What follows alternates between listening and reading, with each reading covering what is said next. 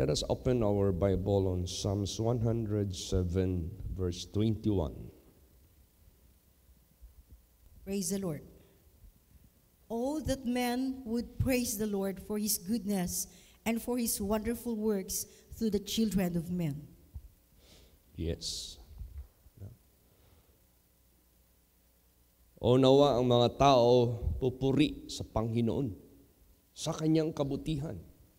Yun ang sinabi ko kanina sa opening prayer, na kahit mayroon nang nangyari sa tao na nahiwalay minsan dyan sa Diyos, bagamat sila ay nilalang ng Diyos in His likeness, bagamat sila ay nilalang ng Diyos to inherit the paradise, the kingdom of God, where the soul shall spend their eternity. Bagamat nagkaroon ng separation because of sin, ginawa pa rin ng Diyos ang paraan. Kaya nga, what is man that thou art mindful of him? What is man that thou visitest him? So, grabe ang pagka-mindful ng Diyos sa buhay natin. No? Talagang ginawa niya ng paraan na tayo po ay mabisita sa sanglibutang ito. That is the goodness of God.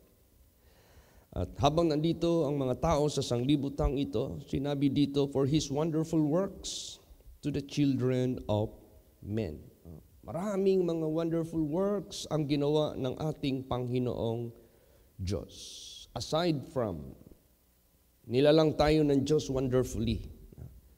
Sometimes, pag tayo ay tumitingin sa paligid at kung ano-ano ang ating nakikita, sometimes we are being amazed. What colorful, what clear, what visible yung ating pananaw. Kung ating gagamitan po ito ng science, researches, there are how many veins that are there. There are how many mechanical that are being involved sa mata natin na bakit ito nakakakita. That's so wonderful. Ito namang pakinig natin, how come we could hear? Because of the sound wave, because of the ano pa ang matatawag natin na nandyan sa ear natin. Wonderful. Seeing, hearing, touching, emotion, lahat-lahat. Kaya, maliban dyan, marami pang mga wonderful works ang ginawa ng Diyos. How God made us to grow, how God made us even to excel. Kaya, purihin natin ang ating Panginoong Diyos. Ngayon, may mga nangyayari sa sanglibutang ito na may mga sakit, may mga problema na nangyayari sa buhay ng tao. Gumagawa pa rin ng Diyos sa kanilang buhay. Lalot-lalot na pag nakikita ng ating Panginoong Diyos that they are crying for such deliverance and healing. Wonderful works pa rin ang nangyayari sa buhay ng tao. Tingnan mo ang ating Panginoong Kristo when He was here, dito sa lupa, nung panahon na nandito pa siya sa physical. Ang daming sakit pinagaling niya. All manner of sicknesses. We healed all people that lined, thronging to Him for healing. All of them were healed. So, wonderful works of God. Demon-possessed were delivered. Kaya, ang Diyos nakakaalam sino yung mga tao sa sanglibutang ito who are crying to God. At tayo na mga lingkod ng ating Panginoong Diyos, let us be prepared always. Dahil we are part of His work of the ministry, tayo yung ipapadala ng Diyos. Isa tayo na ipapadala ng Diyos to perform wonderful works of God, especially to these people. Basahin natin. Psalms 107, verse 19. Praise the Lord. Then they cry unto the Lord in their trouble, and He saveth them out of their distresses. Yan. Sila iiyak sa Panginoon sa kanilang kabalisaan. Kabalisaan because of what?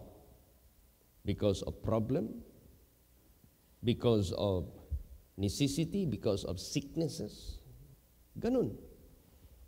And He saved them out of their distresses. Nililigtas sila ng ating Panginoong Diyos. Kahapon, ako po ay nagpapa-follow up or nag-asikaso sa mga papilis ng aking kakasalin because most of them ay matawag nating mansibado. So, kailangan ng affidavit, you have to notarize it. No? So, I went to the downtown. Ngayon, biglang may tumawag sa akin. Pagtingin ko sa phone book ko, si Sister Merly, na anak ni Sister Rupina na ating kapatid. Pagsagot ko sa kanya, nagsabi siya, Pastor, saan ka ngayon? Sabi ko, nasa downtown ako. Yung aking pamangkin, dating may cancer of the breast na naprayhan mo, ay nagkalat na yung kanyang cancer cell sa kanyang lungs. Pwede mo ba siyang prayhan? Sabi ko, okay. Pag natapos yung lakad ko dito sa town, pasbay ako dyan. Talumo sila eh. Mabuti na lang napaaga yung ano ko, not too late. Pagdating ko sa kanila, andun, sa bahay nila. So, nagbigay ako ng Word of God. Yung pala, yung pasyente na yan, naprayhan ko pala yan. Ilang taon nang nakaraan. At yung sakit niya gumaling at hindi na bumalik. Another na naman na part ng kanyang katawan ang nasisira. Pero yung dating nasira na pinagaling ni Jesus, sabi nila, hindi na raw yun bumalik. This is another area of her internal organs. So, nagbigay ng Word of God. Instantly, kasi during that time, she got high fever. 38 over yung kanyang temperature. So, abang nagbibigay ako ng Word of God, nagbibigay ng Word of God. Kasi she should be brought to the hospital sana. Pero naisip ni Sister Merly yung ministry natin. Nagbigay ako ng Word of God. Nandun yung husband, nandun yung mother, nandun yung mga kapatid, mga lahat, marami sila doon. Alam mo anong ginawa ng ating Panginoong Diyos? She was healed instantly, miraculously. Sabi ko, meron kayong thermometer dito to make it confirm. Ilagay niya sa katawan niya. Pagtapos paglagay, 36.3 ang temperature. Instant, nawala kagad yung sakit. Yung sakit niya dito sa likod na kahit anong ganon-ganon niya, nawala na rin. Gumaan na rin yung pakiramdam niya. So, that is the wonderful works of God upon the children of men. Ngayon, yung kapatid niya na taga Q2, sabi ko, meron palang lugar dito sa Mindanao na Q2 ang pangalan. Ngayon ko lang narinig yan. Opo, Pastor, that is barangay under Panabo. Pastor, meron kaming relative doon na hindi nakakatulog. Mga 45 years old pa babae. Ang dami na nilang pinuntahang hospital, wala man lang findings. Ang dami na nilang manggagamot na pinuntahan. Minsan nilulugo pa sila ng mga manggagamot, humihingi ng 20,000, tapos hindi na sila binalikan. Dami na nilang. Balita ko kapon, pumunta naman sila ng tambalan. Sabi ko, bakit? Ano palang trabaho niyan? Nasa bahay lang. Eh yung husband, anong trabaho? Ang trabaho, nagpuputol ng malalaking kahoy. Gabasiro. Hawak ang chinso. Sabi ko, malamang, baka meron itong natamaan na disturbo ng mga dwellers ng malalaking kahoy. Baka binalingan yung kanyang asawa. Bakit walang findings? Nilalaroan ng masamang espiritu. Sabi ko, sige. Parang urgent eh. Sabi ko, bukas, punta tayo bukas. Ngayon, punta kami. So, i-pray natin yan that the wonderful works of God will be demonstrated sa buhay nila. And that is big compound ng pamilya nito sa kanyang husband. Praise the Lord. Wonderful works of God because they are crying for mercy. Walang lang nakapag-guide sa kanila. Sino mag-guide sa kanila that will lead to their healing? Basahin natin. Psalms 107 verse 20. Praise the Lord. He sent His word and healed them and delivered them from their destructions. Yan. This will guide them. God will send His words and deliver them from their destructions. See? Destruction. Destruction of the physical body, destruction of the soul in hell. Both distractions, kaya nga plural, distractions. There are so much distractions we could describe in this world. But out of all distractions, God will deliver them. I-deliver sila ng ating Panginoong Diyos. To God be the glory. By the grace of God and by the power of God. So nag-preach ako doon kahapon. Sabi ko, pinagaling ka na pala ng Panginoon. Bakit huminto kayo sa pagpakinig ng Word of God? So nag-preach ako ng spirituality, not physical only, not pagkain only dito. Trabaho lang trabaho tayo. Aral ng aral ang mga anak. That is not all about life. Tandaan ninyo, hindi lang tao nabubuhay sa tinapay at material, sa salita ng Diyos. Huwag niyong kaligtaan yan. This is the most important. Tumingin tayo sa malayo. Huwag tayong tumingin dito sa malapit. So, sabi ko, magsimba kayo this coming Sunday. I-bless ni Jesus si Sister Merly magkaroon ng van na sasakyan. Sumabay kayo sa kanila. Punuin mo yung van, Sister Merly. Marami sila eh. Yung mga bata nandoon, nakikinig.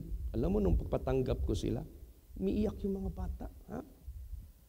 Mga young ones, they are crying while they are answering, following after my prayer. Kagulhol ng iyak. Sabi ko, wow, these children felt the mighty presence of God. And most of them already came in the holy place. Nakarating na yan lahat dito. It's a matter of revival na lang. Sabi yung isang babae na si An-An, Pastor, holy place yun ang akong ganahan. Nakatikim na sila ng power of God. Pastor, alam mo ba yung papa ko, nung umaten sa kasal ni Merly, sabi niya, ang dami na niyang naatinan ng kasal. Dito siya na-bless. Dito siya na, father-in-law niya, ginawang ninong sa kasal ni Sister Merly. Sabi ko, mag-met ba kami sa Yutoy? Oh, nandyan siya. Maganda. See, maraming mga taong umiiyak. And God is so merciful. And the wonderful works of God is being performed. Kaya ganun kapalad ang buhay natin sa sanglibutang ito. How God will do it? Basahin natin. Psalms 32 and 3. Praise the Lord. O Lord my God, I cried unto thee, and thou hast healed me. O Lord, thou hast brought up my soul from the grave. Thou hast kept me alive, that I should not go down to the pit. Yan. Umiyak ako sa iyo, Panginoon, pinagaling mo ako. O Panginoon, kinuha mo ang aking kaluluwa mula sa libingan. At iningatan mo akong buhay. Bakit ako pupunta sa hukay? God can prevent your direction going to the pit, and He will hold your life. Kaya niyang i-hold yung buhay mo. Naalala niyo si Mr. Yap Iping? Ang dami ng mga pinuntahan ang mga pamilya nila. Una, hospital. Sumurrender ang hospital. Hindi naman sumurrender ang hospital, but they have the last recourse na gustong isuggest skull operation kasi blood clot ang problema ni Mr. Yap Iping at that time. Hindi nila itinuloy kasi they cannot give guarantee. Humingi sila ng tulong saan-saan pang Pilcris Supermart na mga trabahante. Kung meron silang kilalang manggagamot. Kahit anong manggagamot, hindi kami tumitingin kung Islam, kung Christian, kung Buddhist, kung mananambal, kung manananggal. Bisan pag manananggal na, basta mo ayaw. Hindi na sila nagtingin kung anong klaseng mananambal ka, basta gagaling. Alam mo, sinong nagpagaling sa kanya? Yung Diyos na buhay. Praise the Lord. Doon nahinto yung pagpunta-punta nila kahit saan. It was God who stopped Mr. Yap Iping going to the pit. Ang Diyos ang nagpigil sa kanyang pagpunta sa hukay. Niligtas siya ng Diyos. Mr. and Mrs. went to our church. Hinahatid ng anak at sundo by the grace of God. That is how God will do. And He will still do it again and again. Praise the Lord. Gagawin niya pa rin yan sa maraming mga tao. Yung sa Antique, ika-36 na tayo. Bakit gumaling yung mga pasyente na yan? Because God is able. He is capable. If others can't do it, He can do it. Praise the Lord. This is the manifestation of the works of God. We are talking now about the wonderful works of God. We are not talking about the wonderful works of any from among of this world. But it is the wonderful works of God.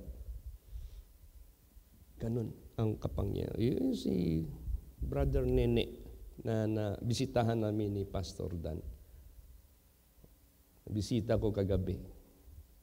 Pasbay lang ako. Sa ayo ako ng ayo sa bahay nila, walang sumasagot.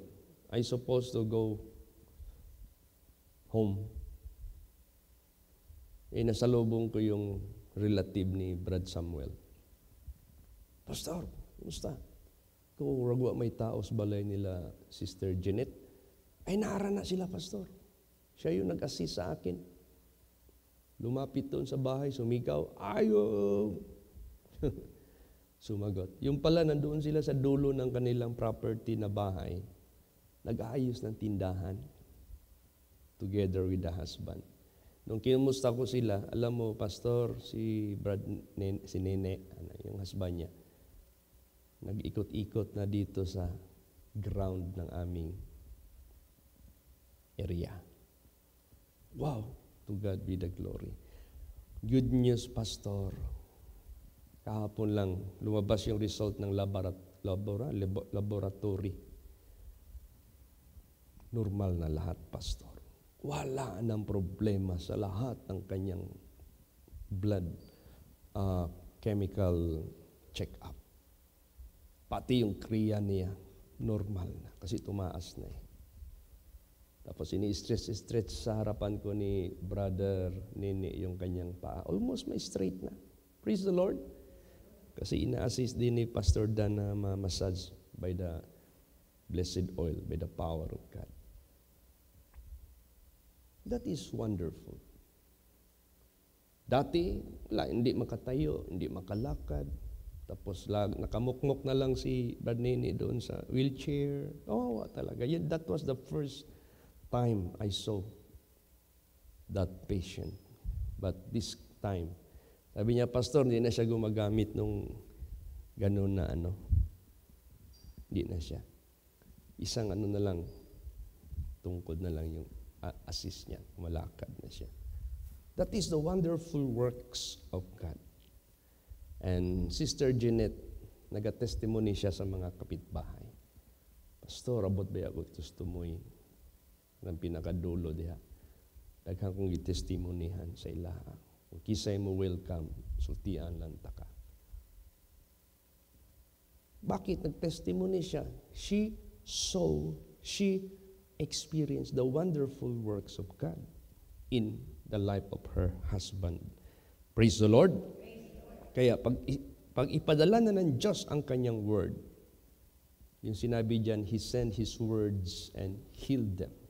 Ganon din ngayon. May mga instances kasi na mahirap na makarating yung mga servants of God quickly, instantly.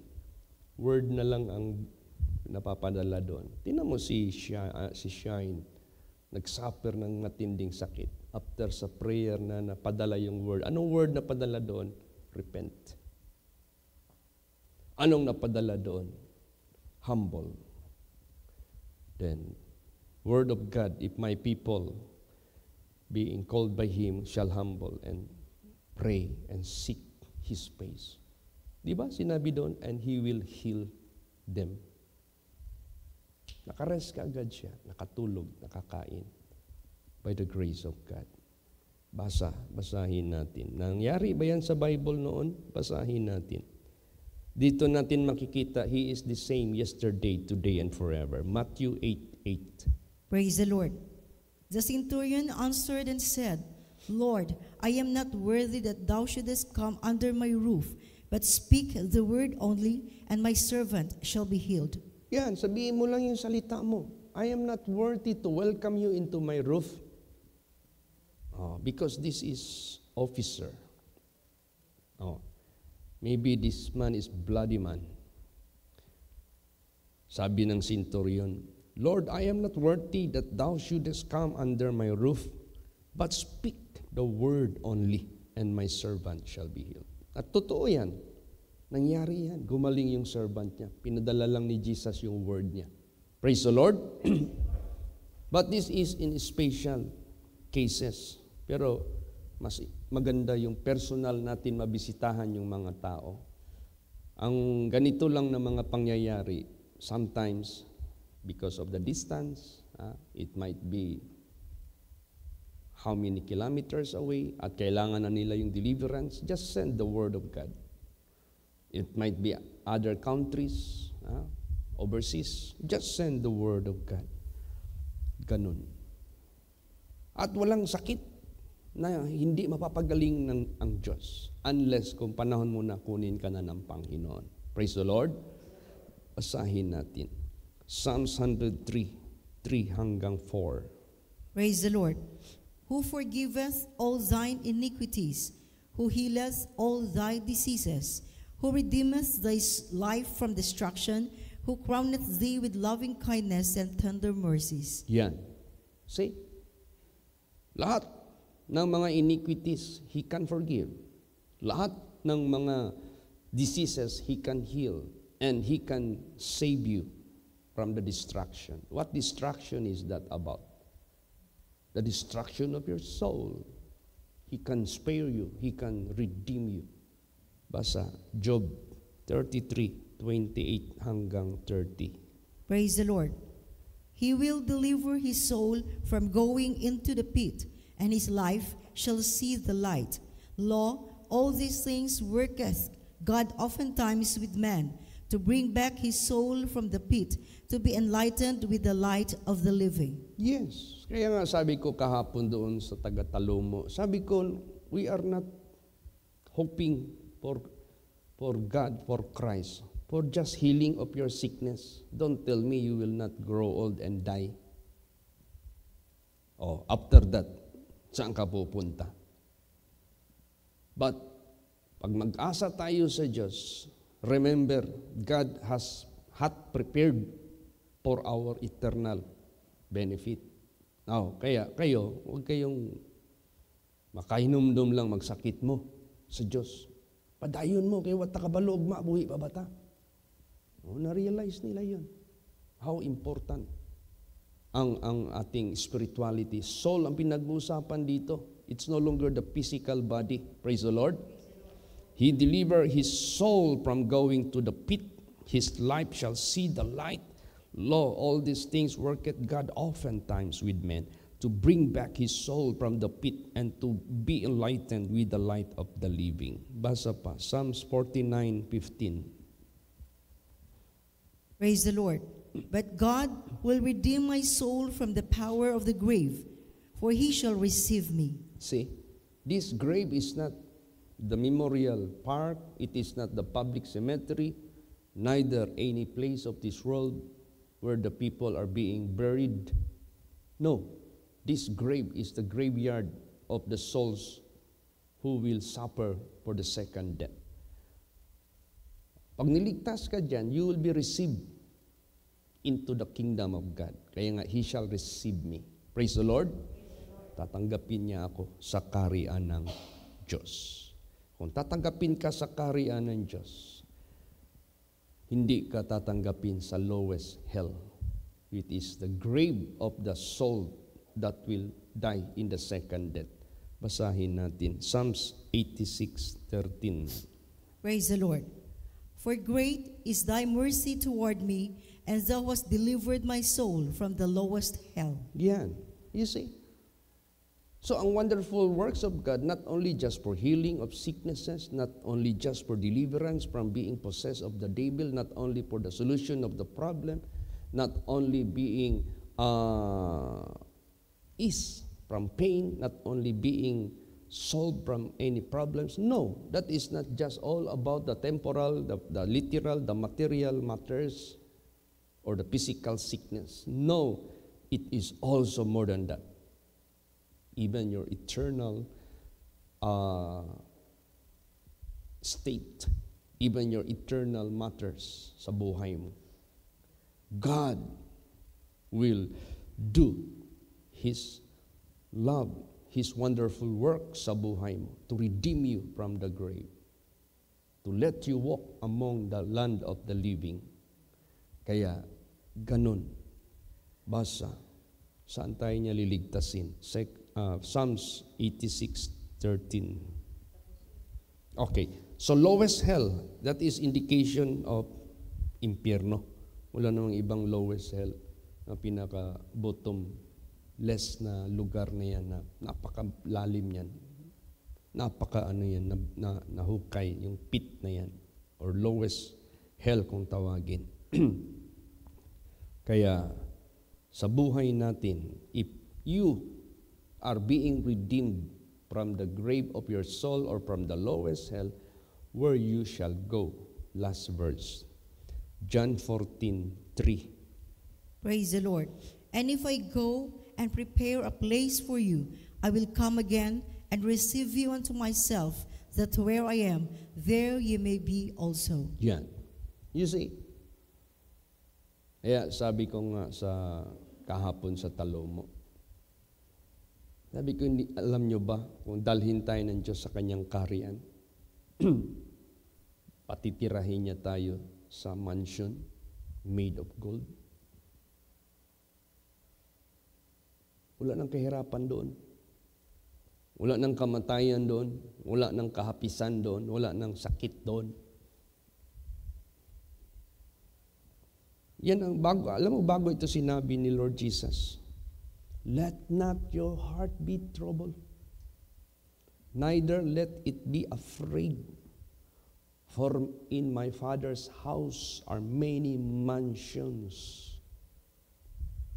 Not bungalows, not housing, not apartment, not even duplex, nor any kind of description of a house, but it is mansions. Tapos sabi niya, in my Father's house are many mansions. And if it were not so, I would have told you, ito na yung verse, I go and prepare a place for you. And I shall come back again. And I will receive you unto myself.